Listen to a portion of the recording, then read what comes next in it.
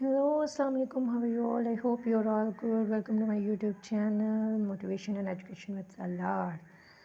तो English class में आज हम क्या सीखने वाले हैं जी। आज हम जो है वो ग्रामर से रिलेटेड लेसन जो है वो शुरू करेंगे और आपको मैं ग्रामर का बेसिक जो पार्ट है ना, जो बुनियाद है ग्रामर की, उसके बारे में बताने वाली हूँ। देखिए, हम डेली रूटीन में क्या करते हैं, स्पीच कर रहे होते हैं, एक दूसरे के से बात कर रहे होते हैं। अब वो जो अगर आप उसे इंग्लिश में स्पीच कर रहे होते हैं ना, तो उस स्पीच में हर एक वर्ड जो है उसकी क्लासिफिकेशन क्या है, मीन्स कि वो इंग्लिश में कैसा फंक्शन कर रहा है ग्रामर में। तो वो जो है वो उनको रिकग्नाइज़ करने के लिए हम आज पार्ट्स ऑफ स्पीच देखेंगे। पार्ट्स मीन होता है हिस्से ऑफ स्पीच, यानी हमारे कलाम के जितने भी हिस्से हैं वो इंग्लिश में क्या क्या फ़ंक्शन परफॉर्म कर रहे हैं, आज उनके बारे में हम पढ़ेंगे। और बहुत ईजी है, जब तक आप इन्हें नहीं जानेंगे तब तक आप इंग्लिश की बेसिक्स जो है वो नहीं सीख सकेंगे। तो without any delay of the video, let's come to our lecture today. कि यहाँ पर हमारे पास पार्ट्स ऑफ स्पीच, जैसे कि मैंने आपको बता दिया है कि आज हम स्पीच यानी कलाम, जो जिसे उर्दू में कहते हैं कलाम, उसके बारे में उसके पार्ट्स देखते हैं। So first of all upon English में देखते हैं कि क्या है, फिर मैं आपको उर्दू में इसको ट्रांसलेट करके दूँगी। It is a category that tells us that how a word works, functions. Works भी कह सकते हैं और functions भी कह सकते हैं। Work functions in a sentence, यानी ये एक ऐसी कैटेगरी है जो हमें बताती है कि ये जो स्पीच में वर्ड है वो कैसे काम करता है, इसका क्या फंक्शन है, ठीक है, एक सेंटेंस में। We also call it to be a word classes. आप आई मीन पार्ट्स को वर्ड्स क्लासेस भी कह सकते हैं, ठीक है। यानी जो डिफरेंट पार्ट्स हैं स्पीच के, उन्हें हम वर्ड क्लास भी कह सकते हैं, ठीक है, और कैटेगरी में भी उसे जो है वो कंसीडर कर सकते हैं। यानी पार्ट्स भी कह सकते हैं और वर्ड क्लासेस भी कह सकते हैं। और मैंने आपको बता दिया है कि पार्ट्स ऑफ स्पीच यानी एक सेंटेंस में जितने भी वर्ड्स आ जाते हैं, लाइक एक सेंटेंस है आवर डैट टेल्स, इसमें 3 हिस्से हैं, तो वर्ड इसमें क्या है, टेल्स इसमें क्या है, ये सारी चीज़ें जो है वो बेसिकली पार्ट्स ऑफ स्पीच में हम सीखते हैं। ओके, पार्ट्स ऑफ स्पीच के में कितने उसके पार्ट्स आ जाते हैं, द 8 पार्ट्स ऑफ स्पीच, यानी पार्ट्स ऑफ स्पीच टोटल जो हैं वो 8 हैं। और इसमें फ़र्स्ट पे आ जाता है noun. Noun is very important part, इसके बारे में जानना बहुत ज़रूरी है। देखें, दुनिया में जितनी भी चीज़ें एग्जिस्ट करती हैं उनका जो है वो उनकी आइडेंटिटी है, उन्हें एक नाम दिया गया, और जो भी उनको नाम दिया गया है उसे इंग्लिश में हम नाउन कहते हैं, ठीक है। उन्हें फर्दर आगे कैटेगराइज़ किया गया है। इस टॉपिक को हम जो है वो इंशाल्लाह नेक्स्ट वीडियो में मज़ीद डिटेल के साथ जानेंगे। फ़र्स्ट ऑफ़ ऑल अभी हम इसका जो है वो ओवरव्यू लेते हैं कि ये क्या चीज़ है भाई। नाउन अ वर्ड एक ऐसा वर्ड है डेट टेल अस, जो हमें बताता है about the name of person, place और थिंग्स, यानी जितने भी पर्सन यानी अशखास के नेम है, प्लेसेस जगहों के नेम और थिंग चीज़ों का नाम है, वो सारा जो है वो हमें बताता है, नाउन हमें बता रहा होता है, यानी हम उनको नाउन बोलेंगे। It also refers to ideas, thoughts and qualities etc। यानी क्या है कि एक नाउन में किसी शख्स, जगह या चीज़ का नाम हो सकता है, इसके अलावा कोई आपका थॉट है, ख़याल है, कोई आइडिया है, आपकी कोई खूबी है, ठीक है, उन सब का नाम भी क्या होगा, इंग्लिश में नाउन ही होगा, ठीक है। अब इसकी एग्जांपल्स को देख लेते हैं, like Ali, Lahore, book, bear, brewery, gravity etc। यानी बहुत सी एग्जांपल्स हैं, लेकिन मैंने चंद एक यहाँ पर मेंशन की है सिर्फ आपको समझाने के लिए।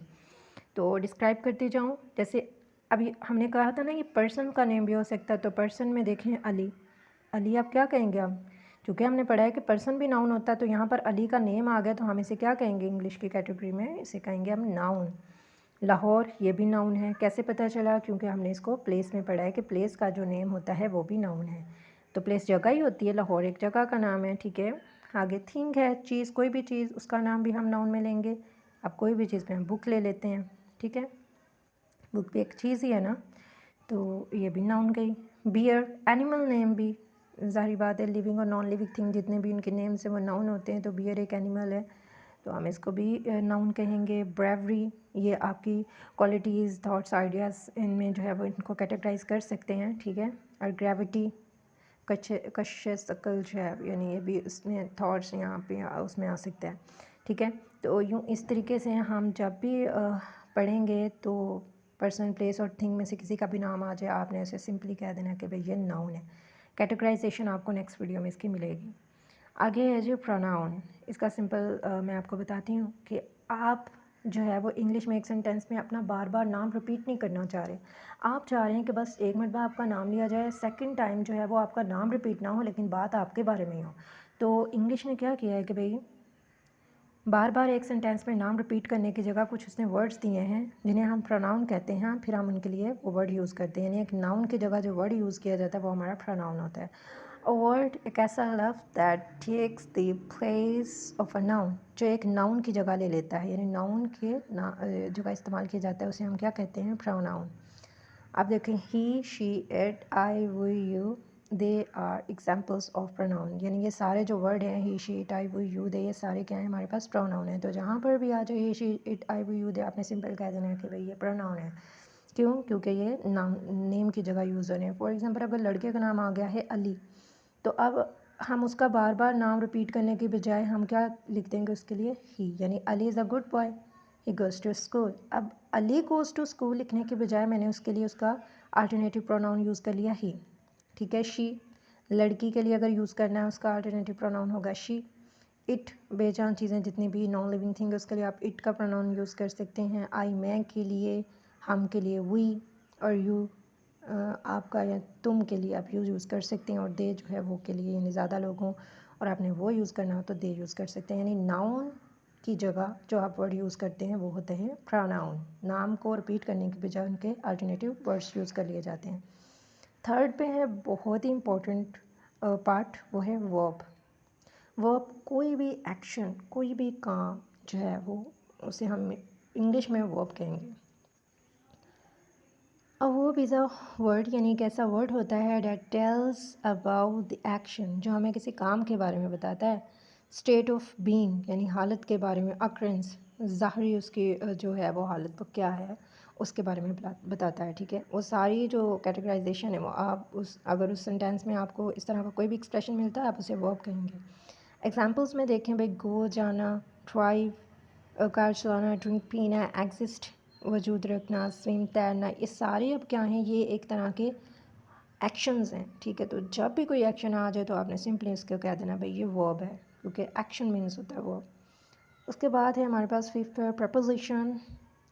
It describes a relationship between a noun और अ प्रोनाउन, यानी एक नाउन और प्रोनाउन के दरमियान जो रिलेशनशिप है, जो ताल्लुक़ है, उसको डिस्क्राइब करती है हमारी प्रेपोजिशन। ठीक है। इसे मैं आपको सेंटेंसेस में एग्जांपल से बताऊंगी। ओके। फर्स्ट पे हमारे पास सेंटेंस है, एग्जांपल के तौर पर मैं यूज़ कर रही हूँ, शी गोज़ टू स्कूल।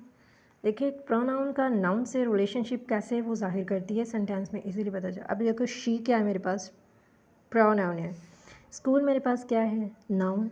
अब यानी एक प्रोनाउन का नाउन से रिलेशनशिप क्या है, गोज़ टू, जाने का। ठीक है। She goes to school. अब शी प्रोनाउन को और नाउन को किसने जो है वो आपस में उनका रिलेशनशिप बनाया है, टू ने। ठीक है। तो ये हमारे पास क्या हुई, प्रेपोजिशन। क्या हुई, प्रेपोजिशन। ठीक है। तो प्रेपोजिशन ऐसे वर्ड जो होते हैं जो प्रोनाउन नाउन को आपस में जोड़ देते हैं। The book is on the table. अब जो नाउन का नाउन से रिलेशनशिप हो सकता है ना, देखें अब एक टेबल एक नाउन है, यहाँ पर बुक भी एक नाउन है। अब इन दोनों का रिलेशनशिप किस वर्ड ने बनाया है, नाउन से बना है ना, कि किताब जो है वो टेबल के ऊपर है या टेबल पर पड़ी हुई है। तो पर के लिए भी जो उसने यूज़ किया है वो ऑन है, और ऑन हमारी यहाँ पर प्रेपोजिशन है। तो ऑन, इट, अंडर, इस तरह का कोई भी वर्ड जो कि दो नाउन्स या प्रोनाउंस को आपस में जो है वो उनका रिलेशनशिप दिखा रहे हैं, तो आपने उसको हमेशा क्या कह देना है भाई, प्रेपोजिशन। Got it. नेक्स्ट पे, you are in the room, यानी आप कमरे में थे। अब देखिए जो यहाँ पर रूम है वो हमारे पास नाउन है, हमने पढ़ा ना कि नाउन और प्रोनाउन का रिलेशन। तो यहाँ पर देखें रूम एक नाउन है, यू प्रोनाउन है। अब इन दोनों का रिलेशनशिप किसने बनाया, किस वर्ड ने बनाया, आप जानते हैं जी, इन ने बनाया। ठीक है। तो इन पे यहाँ पर हमारे पास क्या हो जाएगी, प्रेपोजिशन। ठीक है। It's very simple, it's not very tough.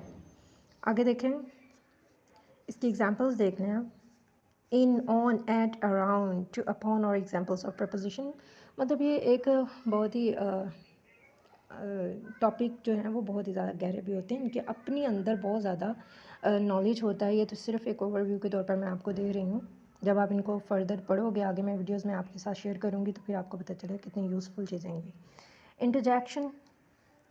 Interjection भाई इमोशंस को डाल देना, जिस भी जहाँ पर भी इमोशन और फीलिंग्स आ जाए आपने कहना भाई ये इंटरजेक्शन है। और इसके भी कुछ खास वर्ड होते हैं जिनसे आप इजीली पहचान सकते हो ये भाई इंटरजेक्शन है। जस्ट उनके वर्ड्स याद कर लो, जैसे ही वहाँ पे आ जाए, ठीक है, आपका इमोशंस हो या फीलिंग्स कोई हो और उस वक्त जो आपका वर्ड निकलता है, जो आप मतलब बोलते हो, तो वो क्या होता है, वो आपका इंटरजेक्शन होता है। लाइक मुझे चोट लगती है तो मैं फ़ौरन से कहूँगी आउट, तो मैं आउट जो कह दिया है, चोट लगने की तकलीफ़ को ज़ाहिर करने के लिए जो मैंने वर्ड बोल दिया वो मेरा क्या कहलाएगा, इंटरजेक्शन। इट डिस्क्राइब्स, ये बयान करता है इमोशंस, आपके जज्बात को एंड फीलिंग्स और आपके एहसास को ऑफ अ पर्सन, यानी एक शख्स के एहसास और जज्बात को जो चीज़ वर्ड्स ज़ाहिर करते हैं वो हमारे पास इंटरजेक्शन होते हैं। जैसे ओह, आह, आउट, लेस और एग्जांपल्स ऑफ इंटरजेक्शन। अब जैसे जैसे अगर हम कोई गेम जीते थे, एक्साइटमेंट को शो करने के लिए हम क्या कहते हैं, याहू, यानी मैं एक गेम जीत गया, तो याहू जो आपकी एक्साइटमेंट को जो वर्ड जाहिर कर रहा है वो भी हमारे पास क्या होगा, इंटरजेक्शंस। नेक्स्ट है हमारे पास कंजक्शन। कंजक्शन का मतलब होता है जोड़ देना, ठीक है। तो जो वर्ड्स सेंटेंसेस को, वर्ड्स को, क्लॉजेस को आपस में जोड़ दें, आपने सिंपल कह देना है कि भाई, यानी जो वर्ड जोड़े हैं तो उनको आपने कह देना भी कंजक्शन है, विदाउट एनी थिंकिंग। जस्ट आपने कंजक्शन का कंसेप्ट माइंड में रखा, जैसे ही वो वर्ड आ गया जिसने दो चीज़ों को जोड़ दिया, सेंटेंसेस, क्लॉजेस और वर्ड्स को, तो आपने कहना भी वो ये वर्ड जो है मेरे पास क्या है जी, कंजक्शन है। इट जॉइंस, ये जोड़ देता है वर्ड्स, लफ्ज़ों को, फ्रेजेस, जितने भी फ्रेजेस होते हैं ये दो तीन वर्ड्स होते हैं, ठीक है, जो इनकम्प्लीट सेंस देते हैं इनको हम फ्रेजेस भी कहते हैं, और क्लॉजेस, जुमलों को, एंड इंडिकेट, और जाहिर करता है। यहाँ पर हम इंडिकेट्स यूज़ करेंगे, indicates the relationship between the elements, यानी एलिमेंट्स के दरमियान रिलेशनशिप भी दिखाता है और वर्ड, फ्रेजेस और क्लॉजेस को जोड़ भी देता है। जैसे एंड, व्हेन और बट, बिकॉज और एग्जाम्पल ऑफ कंजक्शन। जैसे मैं कहूँ Ali and Zara are going to school, ठीक है, अली एंड ज़ारा, अब अली और ज़ारा को किसने जोड़ दिया, एंड ने, तो एंड हमारे पास क्या होगा, कंजक्शन, ठीक है, यानी वर्ड्स को, दोनों वर्ड्स को जोड़ दिया। अब जैसे कहूँ she does not go to school because she was ill, यानी वो स्कूल नहीं जाती क्योंकि वो बीमार थी, या she was absent because she was ill, यानी वो एब्सेंट थी क्योंकि वो बीमार थी, ठीक है। अब दो सेंटेंसेस जो हैं उसको जोड़ा है बिकॉज ने, तो वो बिकॉज भी हमारे पास क्या होगी, कंजक्शन। अब आ जाते हैं एडजेक्टिव की तरफ, ये भी बहुत इंपॉर्टेंट है और ब्रॉड सेंस अपने अंदर रखता है। जब हम इसको नेक्स्ट वीडियो में डिस्कस करेंगे फिर आपको इसकी बहुत ज़्यादा अच्छे तरीके से रिकग्निशन आ जाएगी। एडजेक्टिव्स जो होता है जी, आपकी अच्छी है, बुरी है, जो आपके अंदर क्वालिटीज़ हैं वो सब क्या होंगी, जो वर्ड आपकी क्वालिटीज़ जो है उनको बयान करेंगे वो एडजेक्टिव कहलाएंगे, ठीक है। एडजेक्टिव टेल्स अबाउट, एडजेक्टिव बताती है the good and bad quality, quality यानी अच्छी और बुरी क्वालिटी, क्वालिटी अच्छी भी हो सकती है, बुरी भी हो सकती है, ठीक है। तो उसको जो बताते हैं वर्ड्स वो हमारे पास एडजेक्टिव्स होते हैं। ऑफ अ नाउन, एक नाउन की, ईजी, और ये भी याद रखना है कि नाउन और प्रोनाउन की। गुड अच्छा है तो वो उसकी क्वालिटी हो जाएगी, तो उसको हम एडजेक्टिव कहेंगे। स्मॉल छोटा है तो ये भी उसकी क्वालिटी हो जाएगी, अच्छी है या बुरी है ये मतलब डिपेंड कर रहा है, ठीक है, तो उसको भी हम एडजेक्टिव कह देंगे। फास्ट, स्लो, थिन, थिक, ठीक है, ये सारे क्या हैं वर्ड्स हमारे पास एडजेक्टिव्स हैं। And the last one is adverb. आप देखें ये वर्ब आ गया है, एडवर्ब यानी ऐड कर दो वर्ब में उसका मीनिंग, यानी वर्ब को जो चीज़ मज़ीद डिफ़ाइन करती है ना, यानी वर्ब होता है ना काम, एक काम हो कैसे, काम तो हो रहा है लेकिन वो काम कैसे हो रहा है, किस टाइम पे हो रहा है, किस जगह पे हो रहा है, तो वो वर्ड जो उसके टाइम, जगह और कित उसके टाइम, जगह को बताते हैं, उसकी प्लेस को बताते हैं, किस तरीके से हो रहा है यानी मैनर को बताते हैं, वो क्या हो गया हमारे पास, एडवर्ब, ठीक है। हमेशा वर्ब को क्वालिफाई करता है एडवर्ब, इसीलिए फिर उनको हम, और एक एडवर्ब एडवर्ब को भी क्वालिफाई कर देगा, एडजेक्टिव को भी। An adverb qualifies a verb, एक एडवर्ब एक वर्ब को क्वालिफाई कर रहा है, एडजेक्टिव्स को भी, और अनदर एडवर्ब एक दूसरे एडवर्ब को भी ये क्वालिफाई कर रहा होता है, ठीक है। इसकी एग्जांपल्स मैं आपको जो है वो यहाँ पर बताती हूँ। जैसे